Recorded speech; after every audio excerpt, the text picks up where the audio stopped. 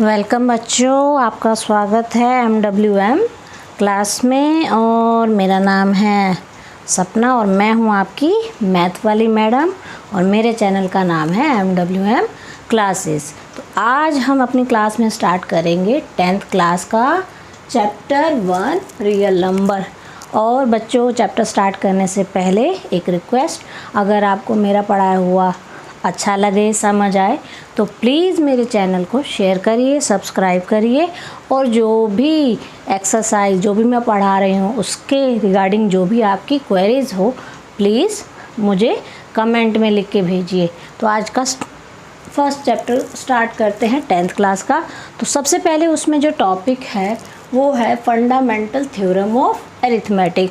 तो बच्चों, जितने भी आपकी किताबों में बोल्ड लेटर, इटैलिक लेटर में कुछ कोड्स दे रखे हैं, थ्योरम्स दे रखी हैं, स्टेटमेंट दे रखी हैं, उनको अपनी नोटबुक में आपने ज़रूर लिखना है। क्योंकि बच्चे पढ़ के नहीं जाते, क्वेश्चन तो सॉल्व कर लेते, ये सब चीज़ें नहीं करते, लेकिन इनमें से ज़रूर ऑब्जेक्टिव क्वेश्चन आ जाते हैं। तो अब हम स्टार्ट करते हैं फंडामेंटल थ्योरम ऑफ अरिथमेटिक। तो अब ये थ्योरम क्या कहती है? According to this theorem, every composite number can be expressed या factorize as the product of primes. क्या कह रहा है? किसकी बात कर रहा है? कंपोजिट नंबर के बारे में। और क्या कह रहे हैं इसमें कि भैया primes and this factorisation is unique apart from the order in which factors occur. तो अब इस थ्योरम में ये कह रहे हैं कोई भी कंपोजिट नंबर। अच्छा, अब प्राइम नंबर और कंपोजिट नंबर क्या होते हैं? अगर मैं समझाऊं तो प्राइम नंबर वो नंबर होते हैं जिनके दो ही फैक्टर होते हैं। क्यों होते हैं? क्योंकि वो अपनी टेबल पे जाते हैं और जो एक तो अपना ही होगा फैक्टर और एक 1 होता है। कंपोजिट नंबर का क्या होता है? कम से कम 3 फैक्टर होते हैं। एक तो 1 रहेगा और एक इटसेल्फ रहेगा और इसके अलावा भी अदर नंबर होंगे। अच्छा, अब यहाँ पे जो हम नंबर की बात कर रहे हैं, कंपोजिट नंबर हो गए चाहे प्राइम नंबर, ये नेचुरल नंबर लेते हैं, या हम कहें तो पॉजिटिव इंटीजर्स को ही हम लेते हैं इसमें। ठीक है, नेगेटिव इंटीजर्स की बात हम नहीं करेंगे, ना ही ज़ीरो की। फर्स्ट प्राइम नंबर होता है 2 और फर्स्ट कंपोजिट नंबर होता है 4। अच्छा, अब यहाँ पे याद रखना है 1 ना तो 1 is neither composite nor prime. ऐसा क्यों? क्योंकि भैया हमने बोला कि प्राइम नंबर के कम से कम 2 फैक्टर होने चाहिए। इसका तो सिर्फ ये इटसेल्फ है, 1 ही है और कोई फैक्टर नहीं है। कंपोजिट में कम से कम 3 फैक्टर होने चाहिए। कितने फैक्टर होने चाहिए? कम से कम 3 फैक्टर, ज़्यादा से ज़्यादा तो जितने भी हो सकते हैं। और इसमें 2 फैक्टर्स रहते हैं। यहाँ पे कितने? मिनिमम 3 फैक्टर्स होते हैं। और इसमें तो 1 क्या है? ना तो कंपोजिट है ना ही प्राइम। तो 2 क्या है? First prime. 3 भी क्या हो गया? प्राइम हो गया, क्योंकि 3 भी 1 और 3 की टेबल में जाते हैं। अब 4 जो है, 4 अगर देखो, 4 जो नंबर है इसका फैक्टर 1 भी होगा, 2 भी होगा और खुद 4 भी होगा। तो फर्स्ट कंपोजिट नंबर अगर कोई पूछे तो क्या है? 4 है। और फर्स्ट प्राइम नंबर पूछे तो क्या है? 2 है। और 1 क्या है? ना तो प्राइम है ना कंपोजिट। अब आ जाते हैं वापस अपनी थ्योरम पे। थ्योरम में कह रहा है कोई भी कंपोजिट नंबर के अगर हम फैक्टर करेंगे तो वो फैक्टराइजेशन जो होगी, फैक्टर किस फॉर्म में? प्राइम फैक्टराइजेशन, वो यूनिक होगी, लेकिन ऑर्डर ऑफ नंबर आगे पीछे हो सकते हैं। अब इसका मतलब क्या है?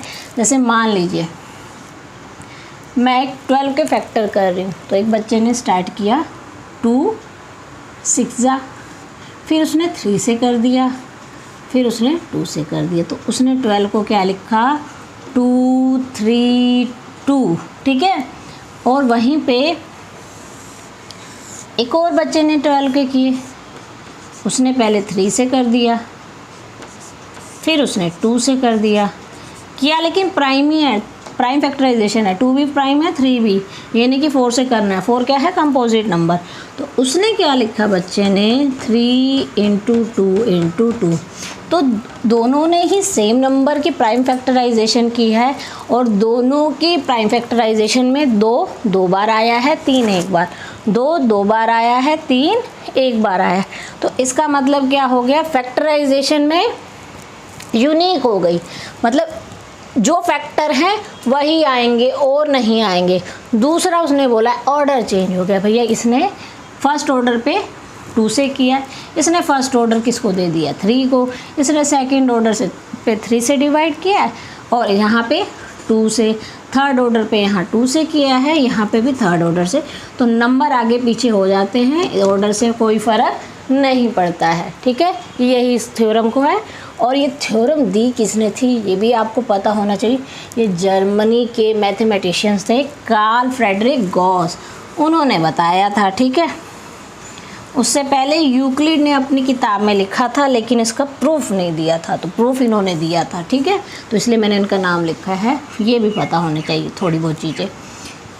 तो इसी थ्योरम को छोटी फॉर्म में कैसे लिख सकते हैं, शॉर्ट फॉर्म में, the prime factorization of natural number is unique, unique है except for the order of its factor. तो इसको लिख लें, याद कर लें।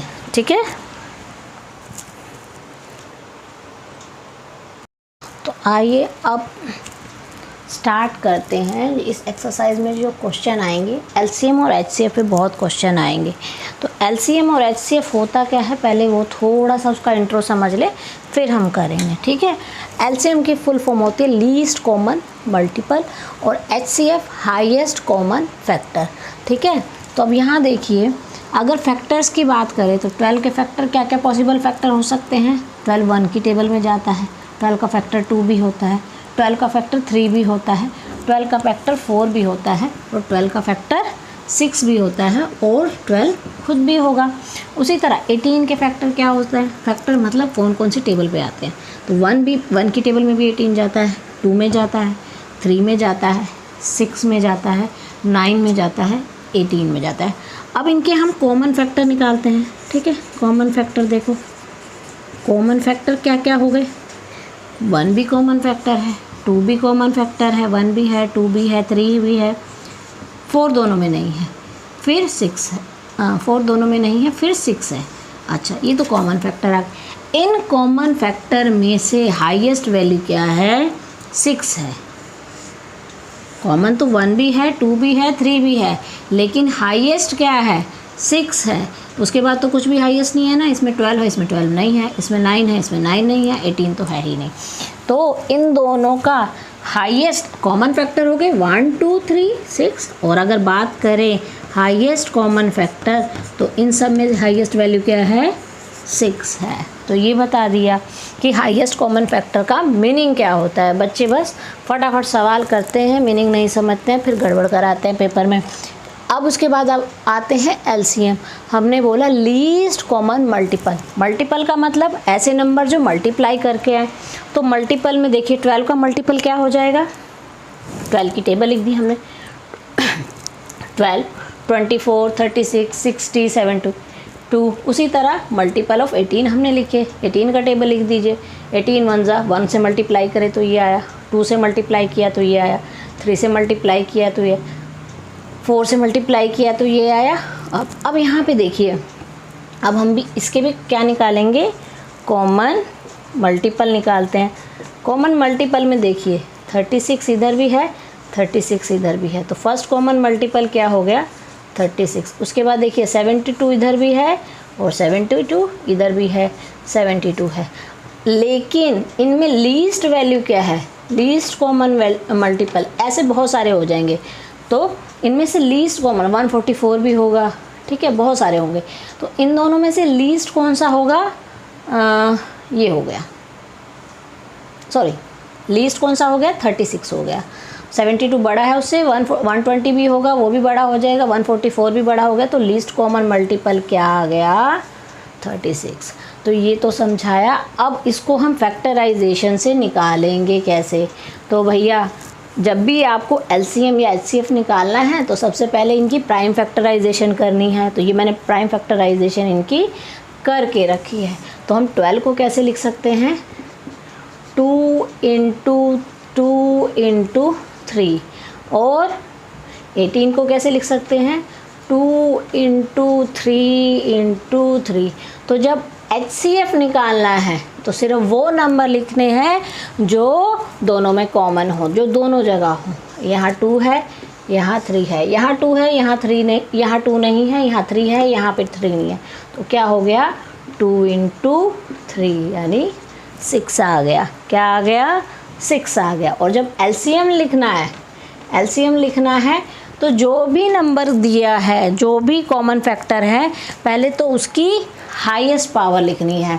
हाईएस्ट पावर का मतलब कि अगर मैं इसको लिखूं तो ये यहाँ पे क्या लिख सकते हैं 2 की पावर 2 एंड 3 और इसको क्या लिख सकते हैं 2 इंटू 3 की पावर 2। तो दोनों में 2 कॉमन है लेकिन हाईएस्ट पावर क्या है 2 की पावर 2। और इधर देखिए दोनों में 3 कॉमन है और 3 की हाईएस्ट पावर क्या है 2। और इसके अलावा अगर कोई भी नंबर हो जो नॉन कॉमन नंबर, मान लो यहाँ पे 5 होता तो वो भी आ जाएगा, यहाँ पे मान लो 7 हो जाता तो वो भी आ जाता। तो नॉन कॉमन नंबर तो सारे ही लिखने हैं। तो अब यहाँ पे इसको सॉल्व कर ले। 2 2 ज़ा 4, 3 3 ज़ा 9 यानी क्या आ गया 36। तो ये हमने निकाल दी इसकी प्राइम फैक्टराइजेशन से इसके फैक्टर निकाल दिए। तो ये मैंने पूरा समझाने की कोशिश किया है, ये थोड़ा सा इंट्रो बताया है, अच्छे से समझ लीजिए। अब हम करेंगे एक्सरसाइज।